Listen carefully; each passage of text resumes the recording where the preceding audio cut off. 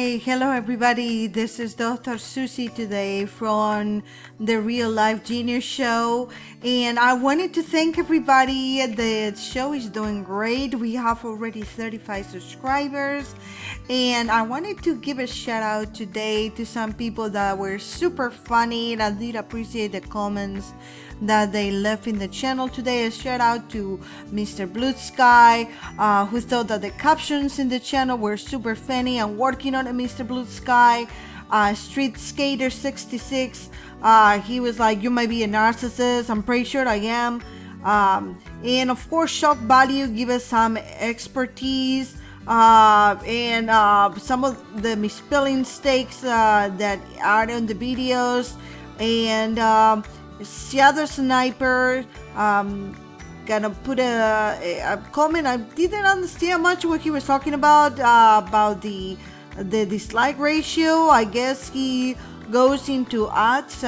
He might be working for YouTube, but I don't know, Shadow Sniper. But thank you for coming to the channel. We do appreciate you. And of course, Victor, thank you so much, and thank you to all the subscribers that come to the channel. And thank you, Victor, for leaving such a great comments about narcissism. We did appreciate. I'm hoping later on to be able to do a comment about sociopaths and talk in another video about sociopaths and of course how the difference between them and the difference between sociopaths and narcissists. So, but anyways, today I'm following with my third video on narcissism, and today we're going to be talking about how the controlling narcissist has affected you, and finally give you some strategies. We have a few quizzes about your feelings, and then strategies and some boundaries and strategies for you to deal with the narcissist in your life. So stay tuned with us today. Now, are you aware of what the narcissist is doing to you? Obviously, when you are dealing with the narcissist, there's always some brainwashing that has been occurring. And as you go through the process of being aware, there's always going to be some deprogramming. We talk about how some of the victims can get all the way even to suicide. So we're going to examine some of the reactions that you suffer because of the controlling perfectionist being in your life. How do you respond internally, emotionally, and mentally to the criticism? How do you behave as a result? And how we are able to identify your difficulties, because obviously this has something to do with what's going to happen later on in your life. This is going to affect you in several areas. And what are some of the solutions in ways in which you can get help and effectively manage not only the relationship, because most people leave the relationship, but I know some of you might not be able to leave the relationship.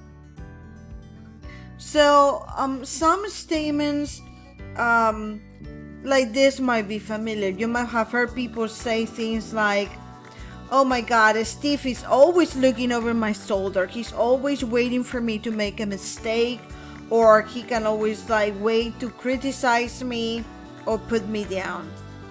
Or if the narcissist is a female, as I got a lot of the males on the channel, believe it or not, most of the people in my channel are males. So we got 67% of my audience are males. And they were telling me, and this is absolutely true, there is a lot and an alarming rate of an increasing rate of female narcissists later in the scene that are coming on. That we always identify narcissism with males, but let's not forget that it's also the female counterparts also. And I just wanted to say that you know, that could be a female. So it could be like, oh, Sandra is so picky, She won't get off my back. I'm even a few minutes late for lunch, and it's like she can't let go. It's like I committed some kind of major crime, like she's always thinks she's my keeper and always on guard to know on what I'm doing, who I'm talking to. I can't relax and have a good time. So these are some few examples of the types of statements made by people who deal with controlling perfectionists or narcissists on a daily basis. And the following stories describe how the influence of a controlling perfectionist can have drastic consequences on the entire future of the family. So I want to go through of some of the things that the narcissist might have been doing to you, and I want to kind of equiparate this to what, if you have heard about other addictions, Alcoholics Anonymous. Al-Anon, for example, is an international support group for spouses and partners and family members of alcoholics that created a TV advertisement that will usually air around 2 or 3 in the morning at the time when the viewers might be waiting for an alcoholic to come home from the bars. And the ad began with a couple arguing after the men had come home intoxicated, and the woman was screaming at the man and was really upset. And at the end of the ad, the boys often will say, "Can you see what the drinking is doing to them? Can you see what's doing to you?" And I wanted to see if, and apply this question to yourself. Can you see what the narcissistic tendencies of your couple or partner or this person that is hyper criticizing you is doing to you? The same question applies to those living with, working with, or otherwise interacting with controlling perfectionists. You can very well see what controlling perfectionism is doing to you.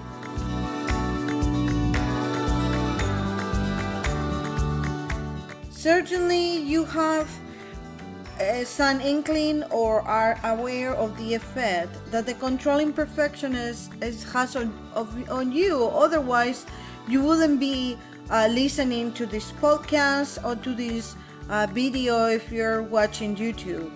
But often it becomes so clear with some of the clients that I counsel how pervasive and devastating the influence of the controlling perfectionist is on the feelings and on the thinking.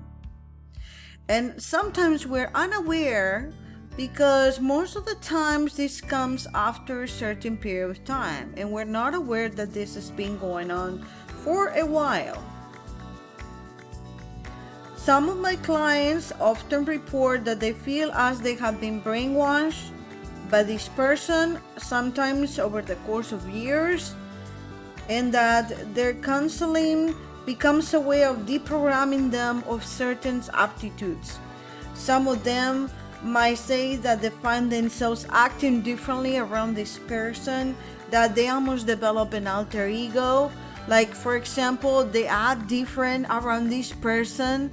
They might lower their voice when they talk, when they get closer to them, or they might say things differently.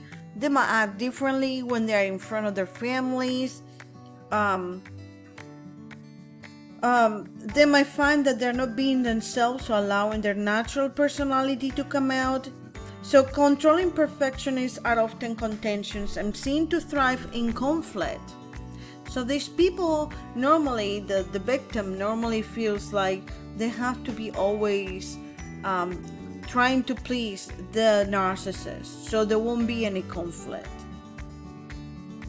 That's often the part of the need to engage in a one-upmanship so they can prove their worth or prove that they're smarter, that they're superior to others. What friends, family, and co-workers find is that they really become tedious to interact with the controlling perfectionists because they find themselves always on guard. I'm pretty sure if you're one of the persons that is dealing with this controlling perfectionist, if you're the victim of the narcissist, you know what I'm talking about. In other words, narcissists are just difficult to be around. They become tedious, they become difficult to be around and to deal around, and tiring. To get some perspective on this, imagine talking with a friend or coworker whose company you enjoy, and you talk about your weekend, talk about a movie you saw recently, and you share a joke, and the conversation feels light and easy, doesn't it? And now, compare that with the interaction with this other person, the controlling perfectionist, in which you might feel as if you're being cross-examined, if you didn't commit, or you weighed every word, you stutter, you stammer, you have to think what you're saying. These conversations are anything but light and easy. Now, let's talk a little bit about your feelings. Although it is important to keep in mind that no one can make you feel a certain way, and I have heard this many times, especially coming from perfectionists. I can never make you feel this way. You only can make you feel this way. I have heard this many times, right? And you can see I put both female and male, right? It can be female perfectionist, male perfectionist. Both can be both narcissistic. It doesn't matter if it's a male or a female. But let's explore some of the emotions that the controlling perfectionist or narcissist may trigger in you, and how this may affect the way that you feel about yourselves. So how your feelings have been affected.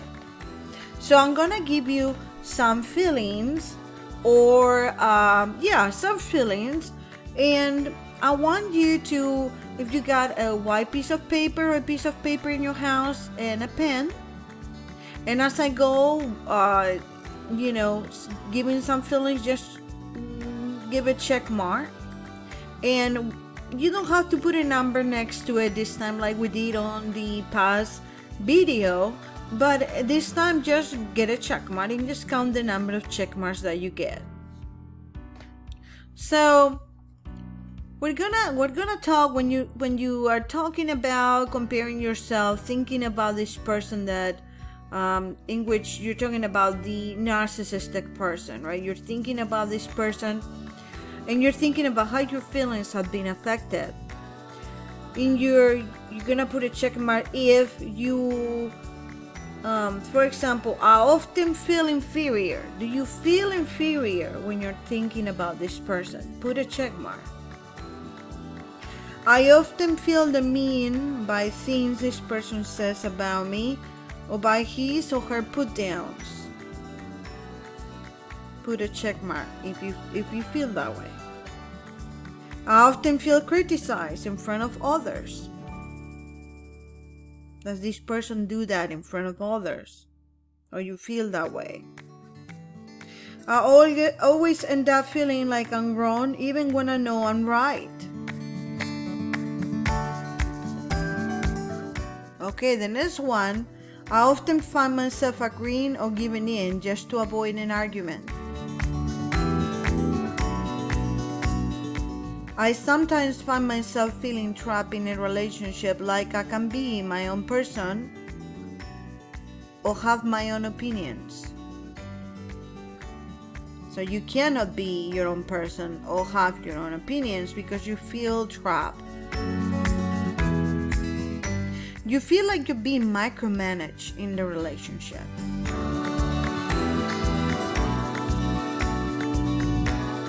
You feel like you don't have much control over your life whenever you have contact with this person. You feel like you're constantly judged by this person. You feel like you don't have much control over your own life, social life, because this person is critical of your friends and family, So you only can socialize with people that this person wants to socialize with. Most of the times, either his or her coworker, friends, or family. You feel that this person is always lecturing you about something you have done wrong, or how you should act, or what you should or shouldn't do and feel like, so you feel like a child being scolded.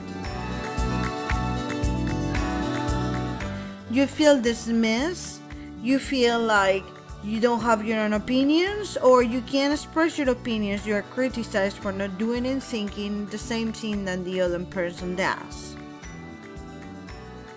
Pretty much in the United States, we say either it's his way or her way or the highway, right?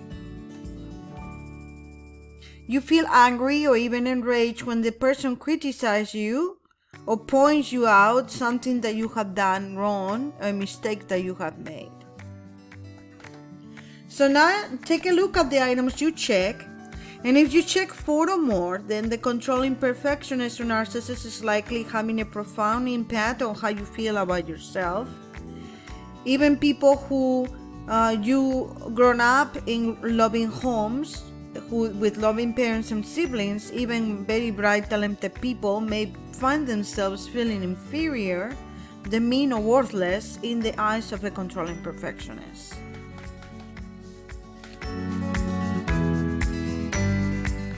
Alright, so let's go farther down, and we're gonna go, now that we know how you feel, how your feelings have been affected, let's go talk about your thinking.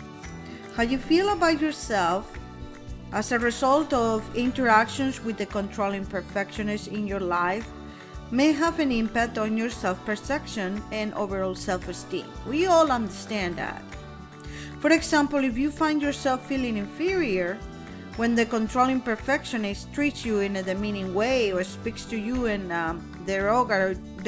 derogatory tone, over time you may come to think of yourself as inferior. So at the beginning, your self-esteem might be really good, but over time, the narcissist does this over years or over months of dating or courtships or marriage, and over time, your self-esteem may be deteriorated. So these changes in thinking are often subtle at first.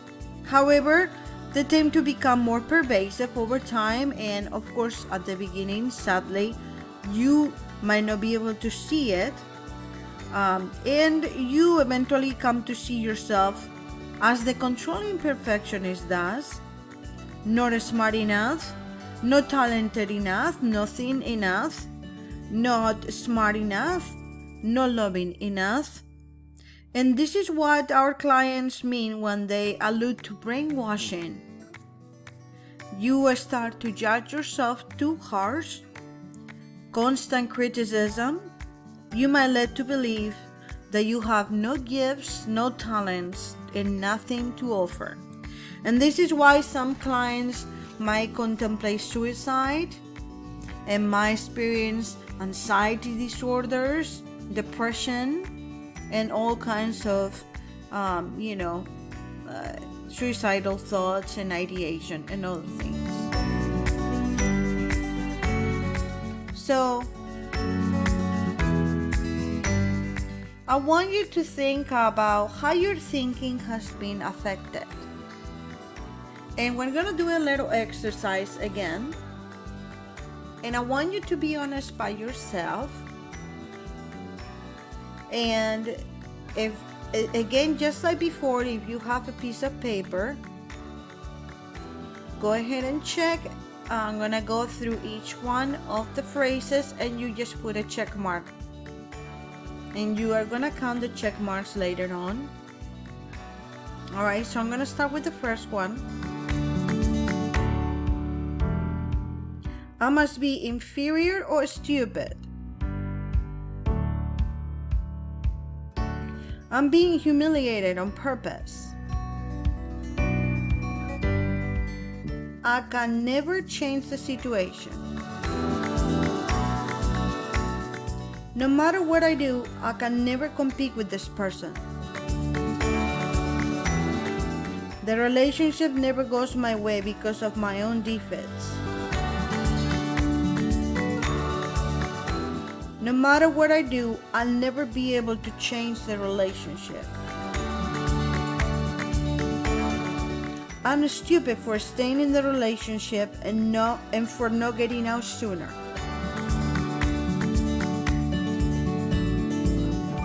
This person is gifted and talented, and I must support him or her. Even though I feel demeaned by this person, I still feel attracted to him or her and want his or her approval. Being around this person will somehow benefit me. Look over the items you check. Can you see instances in which the controlling perfectionist has shaped the way you think about yourself? Have you reached certain conclusions about yourself or come to see yourself differently as a result of your influence by controlling perfectionists?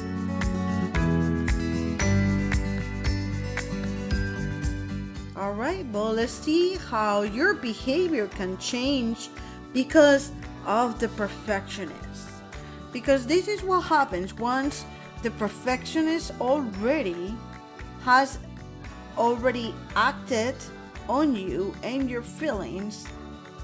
You're gonna start behaving just like the narcissist. You're starting to behave like the aggressor because and unfortunately you're gonna start taking this aggressive behavior not on the aggressor itself, on the narcissist, but on the people around you, that poor people around you that have never have no idea that you might be dating or you might be close to a narcissist. And so controlling perfectionists have a unique talent for imposing their expectations on others. And what's amazing is that most people will take on these expectations or try to adhere to them, even if the standard expectation seems to go against their nature. Although changes in behavior are subtle at first, most people report that when dealing with a controlling perfectionist, they often make concessions or say and do things that they wouldn't do ordinarily. So there are people who will do anything to keep the peace, whether at work or at home. So a good daughter, for example, will find herself striving to meet her perfectionist father's expectation that she get into the best college.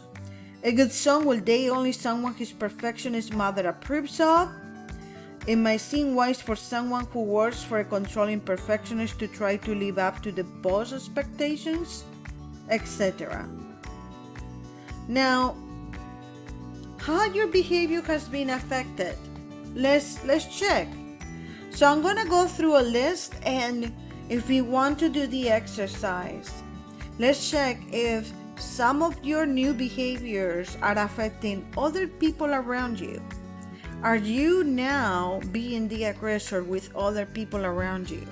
Are you having now the aggressor's personality attached to you? So I'm going to read the first phrase and you can put a check mark to each one of them.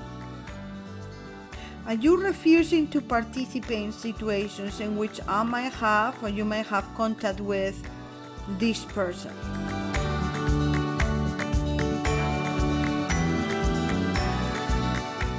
Have you declined invitations to parties or social events to which you knew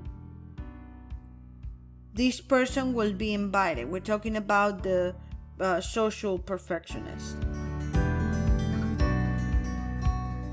Have you held back on giving your own opinion in order to avoid conflict?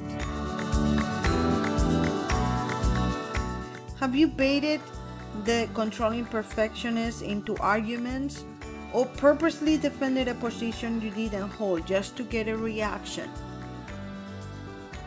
As you can see, what's going on now is that you pretty much you're fed up with the position that you're becoming the aggressor now. You're becoming just like the perfectionist. And so you're trying to kind of like you're in survival mode, right? You agree with this person even when your opinion differ in order to avoid a fight or argument. You gave in to this person's demands rather than saying no, but then you end up kicking yourself. You try to make everything perfect or exactly how this person wanted it in order to please or gain favor. I know this is a big one for females. Well, males too, right? Males too. You shut up the company of others instead of this person so you could be more relaxed or just be yourself. The truth is that as the relationship progresses with the controlling perfectionist, if it becomes really estranged, so strained with the perfectionist, it will become to a point that you will not want to spend any more time with the controlling perfectionist. You will rather be alone or with somebody else in the company of other people because you will want to just be relaxed. Controlling perfectionists often affect how people feel about themselves, think, and behave. And we're sorry to say, controlling perfectionists are probably not going to fundamentally change how they treat others, including you. Deep inside, you already know that. And know that a lot of the people that are in relationships, especially if it's your partner, you've been dating somebody for a long time. And I know that a lot of my female clients that come to see me, especially some of my male clients that have talked to me, they're expecting I don't know how to change them. They're not going to change. I don't believe that. Me personally, it all depends on the couple, but most narcissistic, and I'm talking about deep narcissists, do not change. The good news is you can change how you think and behave, and I'm talking about the non-narcissistic person in the couple. However, it is a long and arduous trip for that person. Now we're gonna cover in the next part of the video some of practical strategies for recognizing what you can and what you cannot do if you're in a situation in which you want to stay in that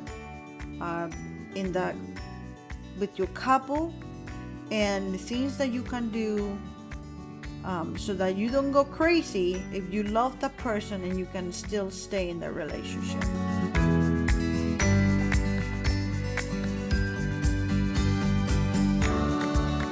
So to just do a review, controlling perfectionist, conscientiousness, following the rules, maintaining high standards are, of course, the things that they put the most importance. So because of their tendency to think in terms of right versus wrong, black and white, all of none, controlling perfectionists or narcissists often feel justified in imposing their will on others, believing that their way of doing things is the one true and only correct way. It might appear at first glance that controlling perfectionists, they just like to exert control just for the sake of having power over others. However, there are other times when controlling perfectionists exert control in order to allay their own anxieties for the fear that others don't adhere to their way of doing things, and that chaos will surely follow. So, controlling perfectionists or narcissists are extremely good at inducing others to submit to their way by doing things by making them feel inferior, whether through open criticism or subtle or passive-aggressive expressions of displeasure. Sometimes they might use a glance, disapproving glances, certain tone of voices, constantly call attention to others' faults and failings. And so, of course, most people, they will try to control their way they behave around them. Doesn't matter, because no matter what they do, they can satisfy or please this person. They will end up exasperated by the negativity, their many demands, and the merciless exasperation of perfection in every area. So, if you cannot change a controlling perfectionist or a narcissist, what can you do? If you're like most people in this situation, and I'm sure that you are because that's why you're watching this video, then you are make yourself bone weary in attempts to change. At first, you probably ask this person to nicely stop criticizing you. You defended yourself logically, yet the controlling perfectionist kept on. Most likely, you then raise the ante by telling this person that many of his and her behaviors were very disturbing to you, that he or she needed to make significant changes in appreciation and consideration to you. Perhaps these had the desired result for a while. Of course, they're not stupid. Then maybe at first you were forgiving when the controlling perfectionist returned to his or her ways, but when it happened again and again, you began to get angry, and as time went on, even bitter. You tried to shut this person out as best you could to ignore the criticism and controlling behavior, but that didn't work either. And now you're tired, you're coming to the realization that despite the many efforts, the controlling perfectionism can be changed. It is unfortunate, but many of us have to reach an endpoint before we realize that trying to change someone is a fruitless endeavor. You cannot change another person's nature. You cannot convince someone to let go of a general need for perfectionism and control. This person will always be a controlling perfectionist and a narcissist, period. However, we can change your interpretations. To reclaim your life, you can do certain things if you still want to be in that relationship. One of the first things you should try to do is expel the idea that to be criticized must always make you feel bad. When someone criticizes you with a remark, you may feel sad, disappointed, embarrassed, frustrated, or angry. You may feel as though you're inferior in some way, but you should be aware of the fact that in spite of the content of the remark, it's really up to you to determine how you'll interpret it. It's your interpretation of the remark rather than the person making it or even the remark itself that affects the way you feel. For example, what if you didn't take it personally? Okay? So that's one thing that we can do.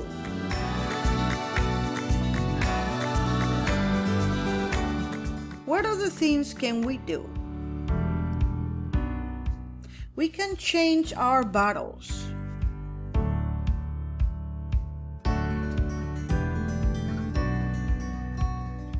And I would like to do a negative interpretation essay with you or example with you, but we're running out of time today and I wanted to do it next week with you. But changing your own behavior and personal interpretations and beliefs about the narcissist, we can actually change the quality of our relationship. For instance, you don't have to go around walking on pins and needles and feeling like you're under the microscope whether the controlling perfectionist is around. Once you understand that this person's perfectionistic and critical nature are flaws and really nothing to do with you, you'll respond very differently. So, you should take note of a truth about constant criticism. Logically, it cannot all be valid. Think of how the controlling perfectionist or narcissist is always critical of you. If the criticisms truly had merit, there will be periods of time, such as when you were doing very well by other people's standards, that this person will stop criticizing you. You most likely notice that this has never happened. So, once you change your interpretations and understand that controlling perfectionist criticisms of you have less to do with you and more to do with their personality, you will find that you are less emotionally reactive to their criticism. From here, you will be able to be more thoughtful and make better use of your energy by concentrating on areas in which you feel more productive and rewarded. You will also notice a dramatic decline in the frequency of negative interactions. For instance, you might not be able to change or even influence, for that matter, the fact that your husband is constantly complains about how little money you both have, but you both certainly might be able to influence the fact that he constantly compares your cooking to his previous wife. How? Refuse to cook for him. One good rule of thumb is to choose to fight battles in which you truly have control. Your coworker, for example, might complain that you talk too loudly, make too many phone calls, keep your desk too messy, and have too many people walking in and out to speak with you. These things might make your coworker miserable, but really she's helpless to control or change them. These are things that you are in control of. Sure, you might choose to be accommodating and speak more softly, but the point here is that you don't have to. And if you decide to speak loudly, there really isn't much your coworker can do about it. So take some time now to consider the many things that perhaps you haven't realized you control entirely.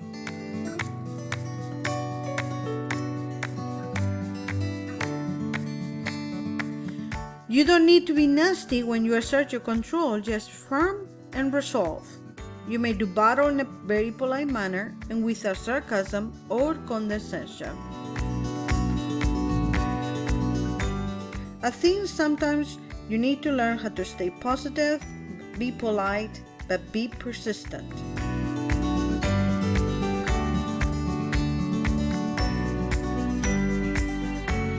For example, tell your boyfriend that his remarks about your waistline make you feel unsexy and unloving towards him, instead of telling him simply to stop being so critical of your appearance. You'll be more successful this way.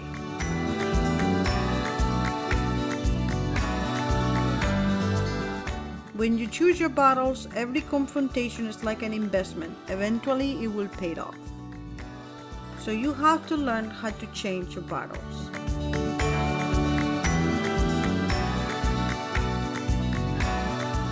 So, if you want, in a white piece of paper, think of some areas of disagreement or some things that you fought over with the controlling perfectionist in your life, and consider whether using some of the ideas that you learned during this video. And first, list those issues that you can most likely assert control over. For example, you should start your phrases with, I feel that I can gain victories in the following areas.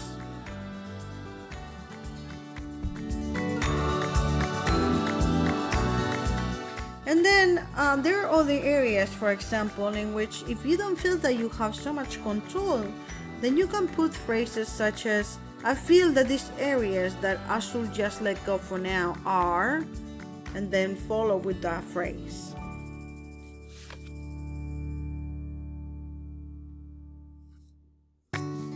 In the next video, we will also talk more about goals, but for now, I think it's good that we talk about changes, and we're gonna do a summary right now about what we covered on this video.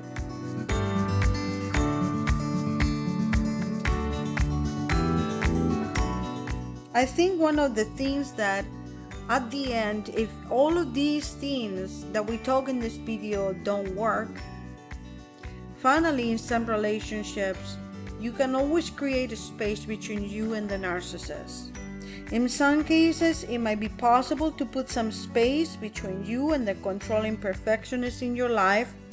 For example, if you don't live with your perfectionistic and controlling parent, you can simply choose to call less often. Or instead, visiting this parent or boyfriend for 2 days, you can cut it down to 1 day.